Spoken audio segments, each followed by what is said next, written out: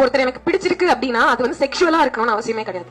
நான் வந்து ஒருத்தர் மேல வந்து எனக்கு ஒரு பாசம் ஒண்ணு வருது, ஒரு விருப்பம் ஒண்ணு வருது அப்படிங்கிறது செக்ஷுவலா பார்த்த உடனே வராது. ஒருத்தருக்கு நான் உனக்கு பிடிச்சிருக்கு அவ்வளவு தூரம் சமைச்சு வைக்கிறேன், காசு இல்லாத சமயத்திலயும் நீ சம்பாதிக்காத சமயத்திலயும் நீ வீட்டுக்கு காசு கொண்டு வராத சமயத்திலயும் நான் உனக்கு அப்படி சமைச்சு நீ வீட்டுக்கு திரும்பி வர, நீ வாய்க்கு ருசியா சாப்பிடணும்னு உனக்கு கொடுக்கறதையும் உன்னால பார்க்க முடியல, நீ போய் குடிச்சிட்டு வர. சோ இப்படி நான் போடுற இவ்வளவு எஃபர்ட் ஒருத்தர் பார்க்காதப்போ, நான் எதுவுமே போடாம ஒருத்தர் என்ன எனக்காக பார்க்கும்போது அப்படிப்பட்ட ஒரு பர்சன் மேல ஒரு பாசம் ஆட்டோமேட்டிக்கா வரும் நம்ம எல்லாருக்குமே. But that is not sexual.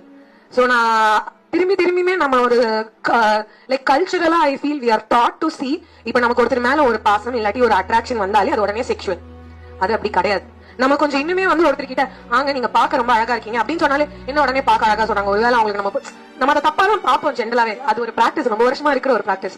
But ஒருத்தங்க வந்து அது ரொம்ப ஜெனியூனா கூட சொல்லலாம். நமக்காக ஒருத்தங்க நம்ம சந்தோஷமா இருக்கணும் ஒரு 2 விஷயம் செய்யறாங்க அப்படின்னா அதை தப்பான நோக்கத்துல பார்க்காம நம்ம அது ஒரு ஃப்ரெண்ட்லியா கூட எடுத்துக்கலாம், அது ஒரு நல்ல ஃப்ரெண்டா கூட இருந்திருக்கலாம் அந்த பொண்ணுக்கு லைஃப்ல.